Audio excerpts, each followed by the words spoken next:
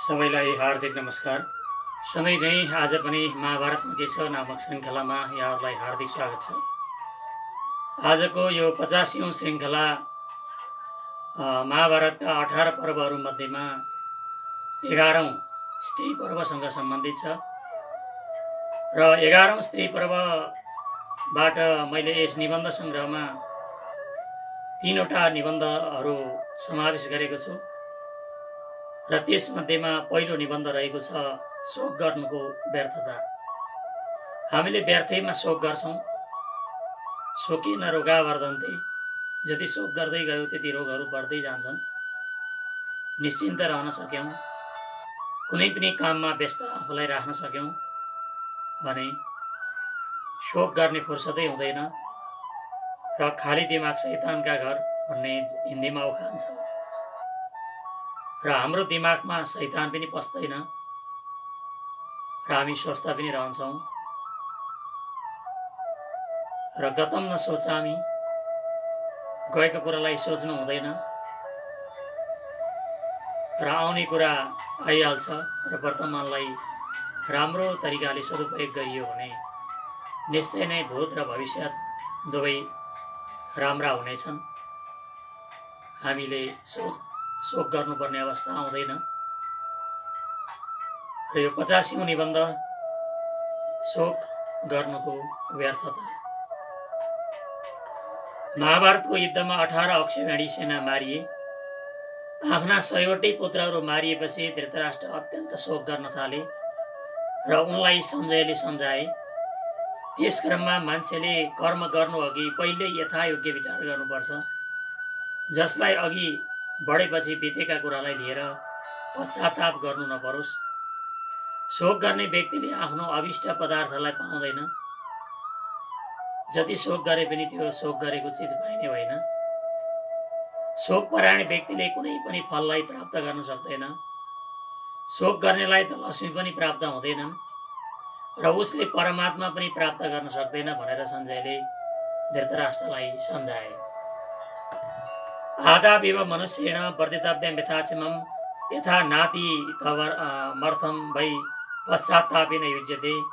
अर्थान् न शोचन् प्राप्नोति, न शोचन् विन्दते फलम्, न शोचन् श्रियमाप्नोति, न शोचन् विन्दते परम्। सञ्जयले सम्झाउँदा पनि धृतराष्ट्रले शोक गरि नै रहेकाले उनलाई नीतिकार विदुरले सम्झाउँदै शोकलाई परित्याग गर्न आग्रह गर्छन्। त्यस क्रममा उनले सर्वे क्षयान्ता निचया पतनान्त समुच्चया संयोगा विप्रयोगान्ता मरणान्तम सजीवितम, अर्थात् सम्पूर्ण सङ्ग्रहको अन्त त्यसको क्षयमा छ। भौतिक उन्नति जति पनि गर्छौँ त्यसको अन्त पतनमा नै छ। सम्पूर्ण संयोगहरूको अन्त वियोगमा छ र सम्पूर्ण जीवको अन्त मृत्युमा नै छ भनेर सम्झाए विदुरले। शोक गर्ने व्यक्ति न त मर्नेवाला व्यक्तिका साथ जान सक्छ न त मर्न नै सक्छ। जब लोकको यस्तै स्वाभाविक स्थिति छ भने तपाईँ केका लागि शोक गरिरहनु भएको छ? अर्थात् शोक गर्नु व्यर्थ छ। न शोचन् मृतमन्वेति, न शोचन् म्रियते नरः, एवं सांसिद्धिके लोके किमर्थम् अनुशोचसि, किन चाहिँ सोचिराख्छ? कालले विभिन्न प्रकारका सम्पूर्ण प्राणीहरूलाई आफैतिर खिच्छ। त्यसैले काल कसैको प्रिय छैन र उसका लागि केही द्वेषको पात्र पनि छैन। जसरी हावाले पात पतिङ्गरहरूलाई चारैतिर उडाउँछ त्यसै गरी सम्पूर्ण प्राणी कालकै अधीनमा भएर जान्छन् र जो एकसाथ संसारको यात्रामा आएका छन् ती सबैले एक दिन त्यही परलोकमा जानु नै छ। ती मध्ये जसको काल पहिला उपस्थित भयो त्यो पहिला जान्छ। यस अवस्थामा कसैका लागि शोक किन गर्नु? अर्थात् शोक गर्नु आवश्यक छैन। जो अदृश्य जगतबाट आएका थिए र पुनः अदृश्य जगतमै गए, जो न तपाईँका थिए न त तपाईँ नै उनीहरूको हुनुहुन्छ, यस अवस्थामा तपाईँ किन शोक गर्नुहुन्छ? अदर्शनात् आपतितः पुनश्चा दर्शनं गतः नैते तब न तेषां त्वं तत्रका परिदेवना। बीचमा भेट भएका बटुवा जस्तै हो। एउटा चौतारीमा बसे आफ्नो पूर्व जाने पूर्व गयो, पश्चिम जाने पश्चिम जान्छ, उत्तर जाने उत्तरतिर जान्छ, दक्षिणतिर जाने दक्षिणतिर सातिर जान्छ। हामी भेट भएका बटुवा, चौतारीमा भेट भएका बटुवा जस्तै हो। हाम्रो न कोही छ न हामी कसैका हौँ। हामीहरूले संसारमा बारम्बार जन्म लिएर हजारौं आमा बुवा र सयौं स्त्री पुत्रहरूका सुखको अनुभव गरेका छौँ, परन्तु ती आज कसका हुन् वा हामी उनीहरूमध्ये कसका हौँ भन्ने कुरा कसैले पनि बताउन सक्दैन। शोकस्थान सहस्राणी भयस्थान शतानि च दिवसे दिवसे मूढम आविशन्ति न पण्डितम। अर्थात् शोकका हजारौं स्थान छन् अनि डरका सयौं स्थानहरू छन्। तिनले प्रत्येक दिन मूर्ख व्यक्तिमाथि नै आफ्नो प्रभाव पार्छन्। विद्वान व्यक्तिमा तिनले कुनै पनि प्रभाव पार्न सक्दैनन्। कालले नै प्राणीहरूलाई पकाउँछ, कालले नै प्रजाहरूको संहार गर्छ र काल नै सबै सुतिसकेपछि पनि जागिरहन्छ।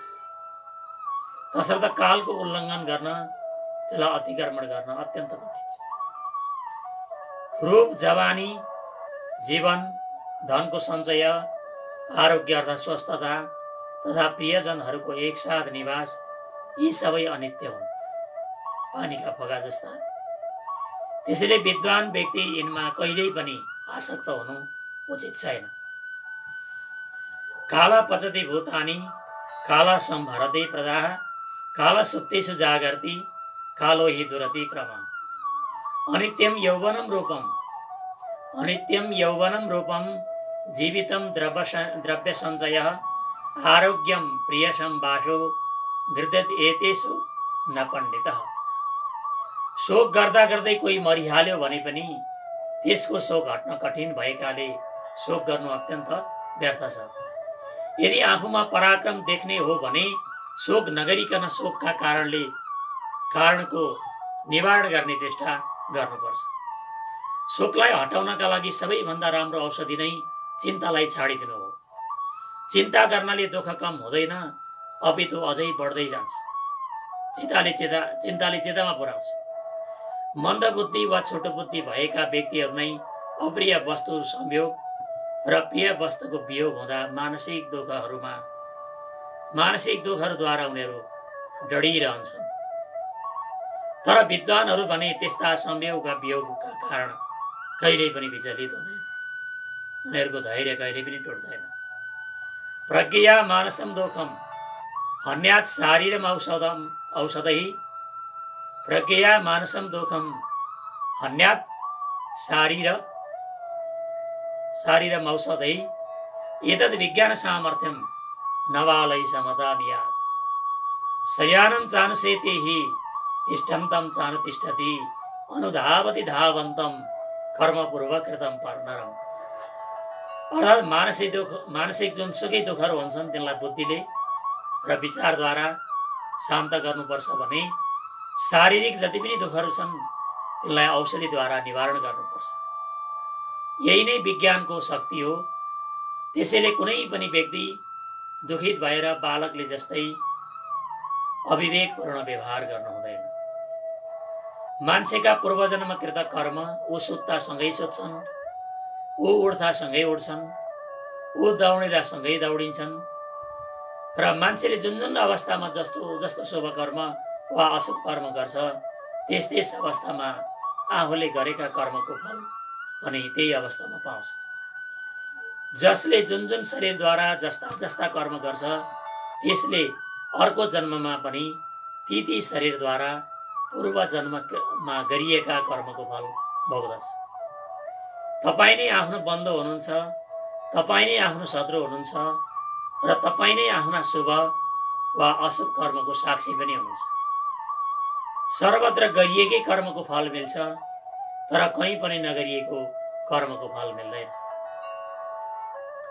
आत्मैव ह्यात्मनो बन्धु आत्मैव रिपुरात्मनः आत्मैव ह्यात्मनः साक्षी कृतस्यापकृतस्य च शुभेन कर्मणा सौख्यम दुःखम पापेन कर्मणा कृतम भवति सर्वत्र नाकृतम विद्यते क्वचित। नगरेको कहीँ पनि फल कर्मको फल मिल्दैन। जुन कर्म गर्यो जुन रोप्यो त्यही फल्ने हो। महात्मा विदुरजीका नीतियुक्त वचनहरू सुनेर धृतराष्ट्रले आफ्नो शोक निवारण भएको अनुभूति गरे। त्यसपछि उनले अनिष्टको संयोग र इष्टको वियोगद्वारा हुने मानसिक दुःखहरूलाई कसरी छुटकारा पाउन, तिनबाट कसरी छुटकारा पाउन सकिएला भन्ने जिज्ञासा विदुर समक्ष राखे।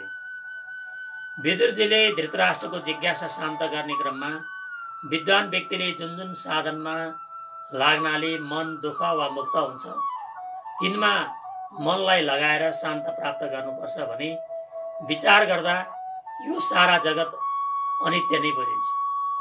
सम्पूर्ण विश्व केरा समान सारहीन छ, यसमा कुनै सार छैन भनेर विचार गर्नुपर्छ भन्ने कुरा व्यक्त गरे। त्यसका साथै उनले विद्वान, मूर्ख, धनी र निर्धन सबै मसान भूमिमा गएर निश्चिन्त रूपले सोध्छन्। त्यसबेला तिनका मासुरहित र हड्डी नै हड्डीले युक्त शरीरलाई देखेर अन्य कुनै व्यक्तिले तिनमा कुनै अन्तर देख्न सक्दैनन् र तिनको कुल तथा स्वरूपको विशेषता बुझ्न पनि सक्दैनन्। त्यति हुँदाहुँदै पनि मान्छेहरूले एक अर्कालाई किन चाहन्छन्? यसका लागि के उनीहरूको बुद्धि ठगिएको छ भनेर धृतराष्ट्रलाई विदुरले सम्झाए। विद्वानहरूले मरणशील प्राणीहरूका शरीरलाई घर जस्तै ठान्छन्, किनकि सम्पूर्ण शरीर समय आएपछि नष्ट भए पनि त्यसभित्र रहेको आत्मा अमर रहन्छ। जसरी मान्छेले नयाँ वा पुराना वस्त्र छोडाएर अर्कै वस्त्र पहिरिनका लागि रुचि देखाउँछन्, त्यसरी नै देहधारीहरूले आफ्नो शरीर समय समयमा त्याग्ने र ग्रहण गर्ने गर्दछ। यदि मान्छेलाई सुख या दुःख प्राप्त हुनेवाला छ भने त्यो आफैले गरिएका कर्मका आधारमा नै प्राप्त हुन्छ, अरूका कर्मद्वारा मान्छेलाई त्यो फल मिल्ने होइन। कर्मका अनुसार नै परलोकमा स्वर्ग वा नरकलोक वा यसलोकमा सुख र दुःख पनि प्राप्त हुन्छ। त्यसैले मान्छेले सुख वा दुःखको भारलाई स्वाधीन वा पराधीन भएर वहन गर्ने गर्दछ। कर्मणा प्राप्यते स्वर्गः सुखम दुःखम च भारत ततो वहति तं भारम अवशः स्ववशोऽपि च अवशः स्ववशोऽपि वा। माटाको भाँडो जस्तै मान्छे पनि कोही गर्भावस्थामा, कोही जन्मदा बित्तिकै, कोही जन्मेर केही दिनमा, कोही 15 दिनभित्र, कोही 1 महिनामा, कोही 1-2 वर्षभित्र, कोही युवा अवस्थामा, कोही मध्यम अवस्थामा र कोही वृद्धावस्थामा पुगेर मान्छेको मृत्यु हुन्छ। हरेक प्राणी पूर्वजन्मका कर्म अनुसार नै यस लोकमा रहन्छन् र रहँदैनन् पनि। जब लोकको यस्तै स्वाभाविक स्थिति छ भने तपाईँ कसका लागि शोक गरिरहनु भएको छ भनेर विदुरले धृतराष्ट्रलाई प्रश्न गर्छ। जसरी पानीमा पौडिने कोही पनि व्यक्ति कहिले डुब्छ र कहिले उत्रन्छ, त्यसरी नै यस अगाध संसार रूपी समुद्रमा प्राणीहरूको डुब्ने अर्थात् मर्ने र उत्रने अर्थात् जन्मिने क्रम चलिरहन्छ। मन्दबुद्धि भएका व्यक्तिहरू नै यस लोकमा कर्मभोगद्वारा बाँधिन्छन् र कष्ट उनीहरूले पाइरहन्छ। जो बुद्धिमान छन् ती यस संसारमा सप्तगुणले युक्त सबैको हित चाहने र प्राणीहरूको समागम वा मिलन कर्म अनुसार हुन्छ भन्ने जान्दछन्। त्यस्ता व्यक्तिहरूले नै परम गति प्राप्त गर्दछन् भनेर धृतराष्ट्रलाई विदुरले शोकरहित र दुःखरहित अवस्थामा पुर्याएका हुन्। संसारमा जन्म लिएपछि हरेक मान्छेलाई दुःख, कष्ट र शोक अवश्य पर्छ। गरिबलाई बढ्ता पर्ला शोकहरू, दुःखहरू, धनीहरूलाई कम पर्ला। तर दुःखरहित र शोकरहित मान्छे संसारमा भेट्नै सकिन्न। आफ्ना 100वटै छोराहरू मर्दा असह्य दुःख र शोकका कारण विलाप गरिरहेका धृतराष्ट्रलाई विदुरले नीतियुक्त वचनद्वारा दुःखरहित र शोकरहित तुल्याए झैँ जसलाई असह्य दुःख र शोक पर्छ त्यस्ता व्यक्तिको दुःख र शोकको निवारण गर्नका लागि वर्तमानमा विदुर जस्ता महात्माहरू हामीले भेट्न सक्दैनौँ, गाह्रो छ। र कदाकति भेटिहाल्यौँ भने पनि आफूलाई दुःखरहित वा शोकरहित बनाउने यात्रामा ती महात्माहरूसँग सम्पर्क रहेर हामीले त्यो यात्रामा आफूलाई पुर्याउनुपर्छ। त्यसका लागि हामीले प्रत्यक्ष रूपमा विदुर जस्ता महात्माहरू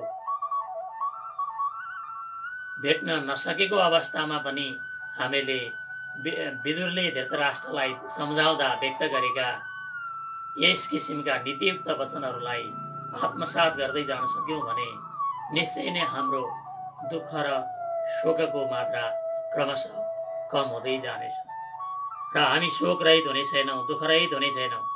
यो संसारमा दुखीको घरमा मात्र तेरो बास हुने भई हे ईश्वर दया राखी मलाई अझ दुःख दे।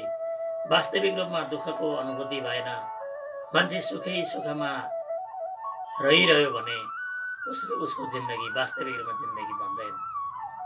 त्यस कारणले गर्दा हामीमा शोकहरू पनि आइरहन्छन्, दुःखहरू पनि आइरहन्छन् र आइरहनुपर्छ र दुःखहरूले र शोकले हामीलाई केही न केही पाठ सिकाएर जान्छ र हामीले धृतराष्ट्रलाई विदुरले शोकरहित र दुःखरहित हुनको लागि जस्ता यहाँ नीतियुक्त वचनहरू व्यक्त गरे तिनलाई आत्मसात गर्न सकौँ र हाम्रो जीवनलाई यथासम्भव यथाशक्य दुःखहरूलाई न्यून गर्दै जान सकौँ र आफ्ना शोकहरूलाई पनि न्यून गर्दै जान सकौँ भन्ने कामनाका साथ यहाँहरूले यो श्रृङ्खला हेरिदिनु भयो। सबैलाई हार्दिक धन्यवाद। र यदि यसभन्दा अगाडिका श्रृङ्खलाहरू हेर्न पाउनु भएको छैन भने युट्युब कमेन्ट बक्समा गएर कमेन्ट गर्नुहोला र मेरो च्यानल सब्सक्राइब गर्नुभयो भने आगामी श्रृङ्खलाहरू पनि तपाईँहरूले राम्रोसँग हेर्दै जान सक्नुहुनेछ र आफूलाई मन परेका श्रृङ्खलाहरू क्रमशः सेयर गर्दै जानुहोला भन्ने अपेक्षासहित यहाँहरूसँग आजलाई बिदा चाहन्छु। धन्यवाद, नमस्कार।